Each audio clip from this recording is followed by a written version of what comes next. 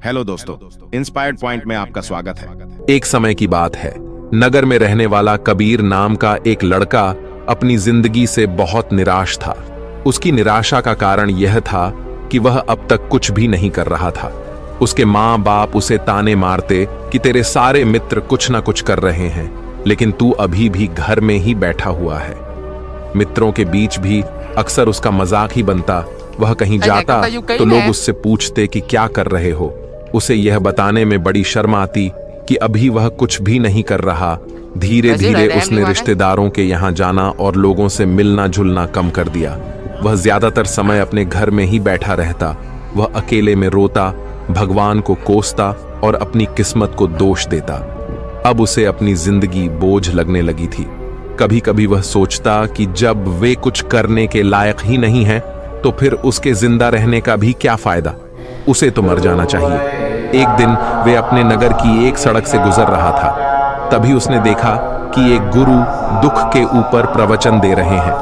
वह भी वही भीड़ में पीछे बैठ गया और गुरु के प्रवचन सुनने लगा। गुरु बोल रहे थे कि दुख एक गुरु की भांति होता है, जो हमें जीवन की सच्चाई दिखाता है और हमें सही से जीवन जीने का तरीका सिखाता है। आप चाहे तो अपने दुख रूपी गुरु से जीवन जीना भी सीख सकते हैं और चाहे तो उस दुख में डूबकर बैठकर रो भी सकते हैं। कबीर भी गुरु की यह सारी बातें ध्यान से सुन रहा था, लेकिन उसे गुरु की यह बातें सही नहीं लगी। उसने खड़े होकर कहा, दुख कुछ भी सिखाकर नहीं जाता, सिर्फ पीड़ा देकर जाता है। दुख की पीड़ा अनंत होती है। ऐसा लगता है इसके बाद कुछ भी नहीं होने वाला, कुछ भी नहीं मिलने वाला। मृत्यु भी उसके सामने छोटी लगने लगती है। गुरु ने कहा, आखिर क्या दुख है? तुम्हें कबीर ने अपना सारा दुख गुरु के समक्ष कह सुनाया और पूछा, क्या आपके पास मेरे इस दुख का कोई समाधान है? यह सुन गुरु मुस्कुराए और बोले, जिस दिन तुम्हारे जीवन में सच्चा दुख आए उस दिन मेरे पास आना, मैं तुम्हारे दुख का समाधान अवश्य करूंगा। इतना कहकर गुरु वहां से चले गए। कबीर ने सोचा, क्या मेरा दुख सच्चा नहीं है? क्या जिसने से गुजर रहा हूं वह छोटा है? कोई भी मेरे दुख को नहीं समझ सकता। जब माँ बाप नहीं समझ पाए तो गुरु क्या समझेंगे? अपने दुखों से परेशान होकर कबीर ने एक निर्णय लिया कि अब वह कुछ करके दिखाएगा। उसने एक छोटा सा व्यापार शुरू किया, लेकिन उसमें उसे सफलता नहीं मिल रही थी। पर उसके घर वाले खुश थे कि वह कुछ तो प्रयास कर रहा है। वह अपने व्यापार में जुटा रहा और उसे धीरे धीरे सफलता भी मिलने लगी। फिर उसने रफ्तार पकड़ ली और सिर्फ 3 साल के अंदर ही वह एक बड़ा व्यापारी बन गया। अब कबीर के चारों तरफ ऐसे बहुत से लोग थे जो उसकी चिंता करते थे, उसे पसंद करते थे, उसके काम की प्रशंसा करते थे। अब उसके घर वाले भी उसकी प्रशंसा करते नहीं थकते थे। दिन प्रतिदिन उसके मित्रों की संख्या बढ़ती जा रही थी। अब वह अपनी जिंदगी से बहुत ही खुश था। उसके कुछ मित्रों ने उसे सलाह दी कि जब तुम बड़े व्यापारी बनकर इतने खुश हो तो सोचो कि अगर तुम इस नगर के, इस राज्य के सबसे बड़े व्यापारी बन जाओ तो तुम्हारे पास कितना सुख होगा। कितने लोग तुमसे जुड़ना चाहेंगे, तुम्हारा कितना यश फैले। स्वयं राजा भी तुमसे मित्रता करना चाहेंगे और जरूरत पड़ने पर तुमसे ही धन उधार लेंगे। मित्रों की यह बात कबीर के मन में घर कर गई। अब उसने और भी धन कमाने का प्रयास शुरू कर दिया, लेकिन उसे यह सब कुछ बहुत ही जल्दी चाहिए था। वह सब कुछ प्राप्त करने में अपना ज्यादा समय बर्बाद नहीं करना चाहता था। इसीलिए उसने ऐसे भी कार्य करने शुरू कर दिए जो उचित नहीं थे। उसने बड़ी मात्रा में अपने मित्रों से धन उधार लेना शुरू कर दिया। ज्यादा मुनाफा कमाने के लालच में अपने सामान में मिलावट करने लगा। उसने दूसरे व्यापारियों के खिलाफ षड्यंत्र भी रचे, उन्हें डराया, धमकाया। जैसा जैसा उसके मित्र उससे कहते गए वही करता गया। वह इन तरीकों से ज्यादा धन तो कमा रहा था, लेकिन अब उसके जीवन में सुकून नहीं रह गया था। उसके मन की शांति गायब हो गई थी। उसे रातों में नींद नहीं आती थी। सुख साधन की सारी वस्तुएं होने के बाद भी उसे किसी में सुख नहीं मिल रहा था। एक दिन कबीर अपनी बग्घी में सवार होकर कहीं जा रहा था। तभी रास्ते में उसे गुरु का आश्रम दिखा। वह रुक गया। वह गुरु के पास जाकर बोला, गुरुदेव, आपने कहा था कि जब तुम्हारे जीवन में सच्चा दुख आए तब मेरे पास आना। अब मैं बहुत दुखी हूं। मेरे रातों की नींद गायब हो गई है, मुझे कहीं सुकून नहीं मिल रहा। इस तरीके से कबीर ने अपनी सारी समस्या गुरु के सामने कह सुनाई। गुरु ने कहा, जब तुम मुझसे पहली बार मिले थे तब भी तुम किसी दुख में थे, तुमने उस दुख से क्या सीखा? कबीर ने कहा, मैंने सीखा कि सिर्फ सोचने और चिंता करने से कुछ नहीं होता। अपनी सोच को सच करने के लिए कर्म करना पड़ता है, और सिर्फ कर्म करने से भी कुछ नहीं होता। अपने कर्म को अंतिम पड़ाव तक ले जाना भी आवश्यक होता है। चाहे रास्ते में कितनी मुश्किलें आई, मन कितना ही निराश हो, कितना ही लगे कि अब आगे कुछ भी नहीं होने वाला, तब भी यह मानकर चलो कि मैं जो भी कर रहा हूं उसमें सफल अवश्य होगा। लोग सिर्फ सफल व्यक्ति को ही सम्मान देते हैं, फिर चाहे कोई कितना ही अच्छा क्यों ना हो, वह लोगों की नजरों में होता है। यह सब सुन गुरु मुस्कुराए और बोले, यह असली दुख नहीं है। जब तुम्हारे जीवन में असली दुख आए तब मेरे पास आना, मैं उसका समाधान अवश्य करूंगा। कबीर ने जाते समय गुरु को सोने के सिक्कों से भरा घड़ा भेंट किया। धड़ा देखकर गुरु ने कहा, यह मेरे किसी काम का नहीं, इसे उस पेड़ के नीचे गड्ढा खोदकर दफना दो। कबीर ने गुरु के कहे अनुसार घड़े को पेड़ के नीचे दफना दिया और वहां से चला गया। कुछ दिनों तक तो व्यापार अच्छी तरक्की कर रहा था, लेकिन गलत व्यापार की वजह से ही धीरे धीरे उसे व्यापार में घाटा होने लगा। उसकी सारी धन संपदा धीरे धीरे खत्म होने लगी, और एक दिन ऐसा आया जब उसके पास कुछ भी नहीं बचा और वह कर्जे से लग चुका था। लेकिन वह निश्चित था, क्योंकि उसने सारा कर्ज अपने मित्रों से ही लिया था। वे सोचता था कि उसके मित्र बुरे समय में उसका साथ देंगे, लेकिन ऐसा कुछ भी नहीं हुआ। बुरा समय आते ही मित्रों ने ही सबसे पहले अपना उधार मांगना शुरू किया, और उधार वापस ना करने पर जान से मारने की धमकी भी दी। उसके शुभ चिंतक, उसे चाहने वाले सब उससे दूर हो गए। उसके वह मित्र जो उसके साथ मौज मस्ती किया करते थे, अब उससे दूर भागने लगे। उसके परिवार वाले उसे उसकी गलत और कमियां गिनाने लगे। उसकी सारी संपत्ति नीलाम हो गई और उसके पास कुछ भी नहीं बचा। उसने अपने पिता से सहायता मांगी तो पिता ने कहा, मेरे पास यह थोड़ी सी ही संपत्ति है, अगर मैं यह भी तुम्हें दे दूंगा तो तुम्हारी मां को कहां रखूंगा? इस संपत्ति हमारा आखिरी सहारा है। कबीर के भीतर बहुत गहरा दुख हुआ। उसके आसपास ऐसा कोई भी नहीं था जो उसके दुख को समझ सके, उसे संभाल सके। लोगों से मिले इस धोखे और विश्वासघात की वजह से वह अंदर तक टूट गया। उसे लगने लगा, अब जीने का क्या मतलब? अब तो मृत्यु हुई, एकमात्र सहारा है वह है आत्महत्या करने। एक पहाड़ी की तरफ जा रहा था कि तभी उसे याद आया, गुरु ने कहा था, जब तुम्हारे जीवन में असली दुख आए तब मेरे पास आना। कबीर गुरु के पास गया और अपना सारा दुख कह सुनाया। वहीं आंखों में आंसू भरकर बोला, मेरे इस दुख का समाधान कीजिए। गुरुदेव, गुरु ने कहा, जब तुम्हारे जीवन में असली दुख आए तब मेरे पास आना, मैं उसका समाधान अवश्य करूंगा।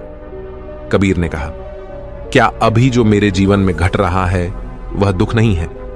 आखिर असली दुख होता क्या है गुरुदेव? गुरु ने कहा, सबसे पहले तुम यह बताओ कि तुमने अपने इस दुख से क्या सीखा? कबीर ने कहा, मैंने सीखा कि जो लोग हमारी सफलता, हमारी तरक्की की वजह से हमारे जीवन में आए हैं, वह हमें धोखा अवश्य देंगे, क्योंकि वह बुरे समय में हमारे साथ खड़े नहीं होंगे। वह केवल अच्छे समय में हमारा फायदा उठाएंगे और बुरे समय में छोड़कर चले जाएंगे। भरोसा केवल उन्हीं लोगों पर करना चाहिए जो हमारे बुरे समय में, असफलता के समय में हमारे साथ खड़े रहते हैं। लेकिन ऐसे लोग बहुत ही कम होते हैं, पर जिसके पास होते हैं उन्हें उनकी कदर करनी चाहिए, उनका अपमान नहीं करना चाहिए। मैंने यह भी सीखा कि कभी किसी के खिलाफ षड्यंत्र नहीं रचना चाहिए। ईमानदारी और धैर्य के साथ अपना काम करना चाहिए और कभी लालच नहीं करनी चाहिए। अपना सारा दुख और अनुभव बताने के बाद कबीर की आंखों में आंसू भरकर गुरु के सामने बैठा रहा। थोड़ी देर बाद गुरु उठे और उस पेड़ के नीचे गड्ढा खोदकर वह घड़ा बाहर निकाला जो सोने के सिक्कों से भरा हुआ था, और उसे कबीर को दे दिया और कहा, जब तुम्हारे जीवन में असली दुख आए तब मेरे पास आना। कबीर ने गुरु को धन्यवाद दिया और उन्हें प्रणाम कर वहां से चला गया। उसने उस धन से एक छोटा व्यापार शुरू किया। अब वह एक छोटा व्यापारी बनकर भी खुश था। उसने पूरी लगन और ईमानदारी से व्यापार किया। देखते ही देखते वह अपने नगर का फिर एक बड़ा व्यापारी बन गया। उसका जीवन खुशियों और सुविधाओं से भर गया। लेकिन कोई कितना भी अच्छा हो, कितना भी अच्छा काम करें, दान करें, पुण्य करें, लोगों की मदद करें, लेकिन जीवन में दुख तो आता ही है। तो कबीर के जीवन में भी दुख आया। उसके माता पिता की मृत्यु के रूप में वह दोनों एक ही दिन मृत्यु को प्राप्त हो गए। कबीर अपने माता पिता से बहुत प्रेम करता था, इसलिए उसे उनकी मृत्यु से बहुत गहरा आघात पहुंचा। वह उन दोनों के पार्थिव शरीर को शमशान घाट ले गया, जहां उनकी अंतिम क्रिया की गई। वहां उसने अपने माता पिता के शरीर को जलते हुए देखा तो उसका मन बेचैन हो गया। उसके अंदर बहुत से प्रश्न उठने लगे हैं। घर वापस आया तो उसने अपने माता पिता के घर और संपत्ति को देखा, जिसके लिए उसके पिता हमेशा लड़ते रहते थे। आज वह लावारिस पड़ी है। आज उसकी देखरेख करने वाले, उसके लिए लड़ने वाले इस दुनिया से चले गए। उसके पिता ने जो भी कमाया था, जो भी बनाया था, वो सब यहीं रह गया था। एक दिन पहले तक किसी से भी अपनी संपत्ति के लिए लड़ जाने वाले उसके पिता आज खुद इस दुनिया से अलविदा हो गए थे। उसका मन इसी तरह के अनेक विचारों के भन में फंसा हुआ था। उसे अंदर से अकेलापन और डर महसूस हो रहा था। उसे कुछ खालीपन सा महसूस हो रहा था। उसे लग रहा था कुछ तो है जिससे वह समझ नहीं पा रहा। इसीलिए वह गुरु के पास गया। उसे देखते हुए गुरु ने कहा, क्या जीवन में कोई दुख है? कबीर ने कहा, वैसे तो जीवन में कोई दुख नहीं है गुरुदेव, सब सुख है, सब अच्छा चल रहा है। लेकिन आज मेरे माता पिता की मृत्यु हो गई। इस घटना से मेरा मन बहुत दुखी और बेचैन है। गुरु ने कहा, इसमें दुखी होने वाली कौन सी बात है? एक दिन तो सभी के प्रियजनों को मरना ही है। हमेशा जीवित ना तो कोई रहा है और ना ही कोई रहेगा। एक दिन तो तुम्हें भी मरना ही है। हो सकता है कल ही मर जाओ या आज भी मर सकते हो। कबीर ने कहा, यह आप क्या कह रहे हैं गुरुदेव कि मैं भी मर जाऊंगा, पर मैं तो अभी जवान हूं। गुरु ने कहा, इस भ्रम में तो सभी जी रहे हैं कि मृत्यु दूसरों को आती है, बूढ़ों को आती है। लेकिन बूढ़ों के सामने ही जवान मर जाते हैं, बच्चे मर जाते हैं। मृत्यु का किसी की उम्र से कोई संबंध नहीं है, तो सबको अपना बना लेती हैं। गुरु की यह बातें कबीर के मन में घर कर गईं और वह चुपचाप वहां से चला गया। लेकिन उसका मन अब भी बेचैन था। अब भी था। वह कुछ खालीपन सा महसूस कर रहा था। वह पूरे दिन अपने बारे में सोचता रहता कि वह कौन है, इस दुनिया में क्यों आया है। क्या सिर्फ चीजों का उपयोग करना और मरना ही जीवन का लक्ष्य है? ऐसे ही बहुत से प्रश्न उसके मन में लगातार उठ रहे थे, लेकिन उसे अपने किसी भी प्रश्न का उत्तर नहीं मिल पा रहा था और उसका दुख दिन प्रतिदिन बढ़ता जा रहा था। इसीलिए कुछ दिनों बाद वह फिर गुरु के पास पहुंचा और बोला, गुरुदेव, मैं बहुत दुखी हूं, क्योंकि मैं यह नहीं जान पा रहा हूं कि मैं कौन हूं और इस दुनिया में क्यों आया हूं। यह सुन गुरु मुस्कुराए और बोले, आज पहली बार तुम्हारे जीवन में सच्चा दुख पैदा हुआ है। वास्तव में यही है जो दुख कहलाने के लायक है, कि हमें पता नहीं कि हम कौन हैं, क्यों आए हैं, क्या करना है, कैसे करना है। कबीर ने कहा, गुरुदेव, मेरे इस दुख का समाधान कीजिए। गुरु ने कहा, हम सभी इंसान जीवन भर क्या इकट्ठा करते रहते हैं। कबीर ने कहा, हम सभी इंसान जीवन में धन संपत्ति, मान सम्मान, परिवार, मित्र, शत्रु, पद, प्रतिष्ठा इत्यादि इकट्ठा करते रहते हैं। गुरु ने कहा, क्या इन इकट्ठा की हुई सभी चीजों में से एक भी चीज को अपने साथ ले जा सकते हैं? कबीर ने कहा, नहीं गुरुदेव, इनमें से कुछ भी साथ नहीं जाता। मेरे माता पिता के साथ भी कुछ नहीं गया, सब तो यहीं छूट गया। हर परिवार, संपत्ति, सब कुछ। गुरु ने कहा, अब मेरी बातों को ध्यान से सुनना। इस दुनिया में हमें जो इकट्ठा करना चाहिए वो तो हम कभी इकट्ठा करते ही नहीं। चीजें हमारे सामने ही होती हैं, लेकिन हम उन्हें देखने का प्रयास ही नहीं करते। इस दुनिया में हमें जिस चीज को इकट्ठा करना है वह हम खुद हैं। हमें खुद को इकट्ठा करना है ताकि जब मृत्यु हो तो हम एक हो सके और स्वयं को पहचान सके। हम भीतर से बंटे हुए हैं।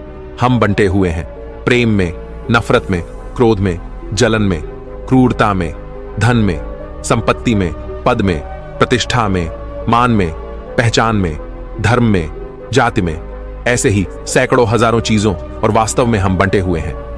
हम टुकड़े में जीवन जी रहे हैं। इस बंटवारे की वजह से हमारी चेतना कभी एक नहीं हो पाती। हमारी चेतना शक्ति बिखर गई है। इसीलिए हमारे पास इतना भी समय नहीं है इतनी भी ऊर्जा नहीं है कि हम मुड़कर एक बार अपने भीतर देख सकें।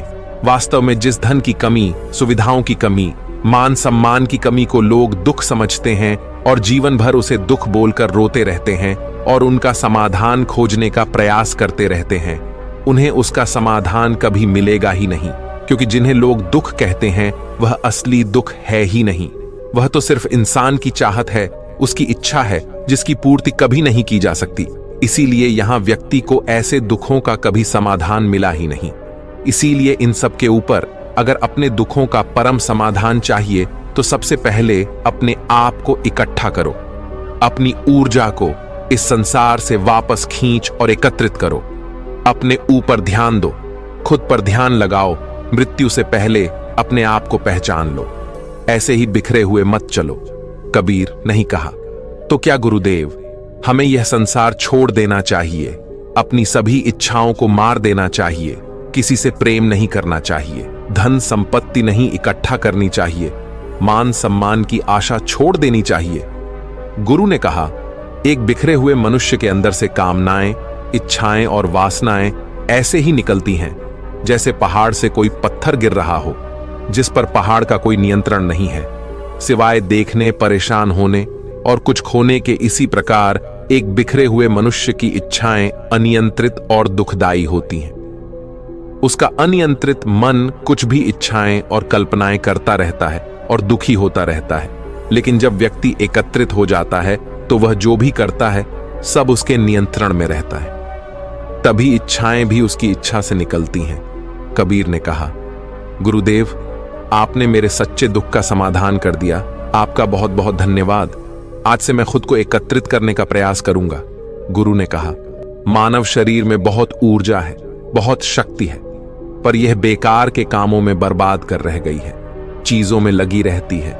यह ऐसा ही है जैसे कि अत्यंत शक्तिशाली मशीन किसी बच्चे के हाथों में दे दी गई हो और वह बिना सोचे समझे, बिना किसी नियंत्रण और जानकारी के बस इसकी शक्ति को कहीं भी बर्बाद कर रहा हो। इसीलिए अपनी चेतना की शक्ति पर ध्यान दो और इसे एकत्रित करो। कबीर को अपने प्रश्नों का उत्तर मिल चुका था। उसने गुरु को धन्यवाद किया और चुपचाप वहां से चला गया। तो दोस्तों, कैसी लगी आपको ये कहानी? आप हमें कमेंट सेक्शन में जरूर बताना, और अच्छी लगी हो तो इस चैनल को सब्सक्राइब जरूर कर लेना। तो चलिए मिलते हैं ऐसी ही कोई नई कहानी। तब तक के लिए अपना ख्याल रखें। धन्यवाद और नमो बुद्धाय।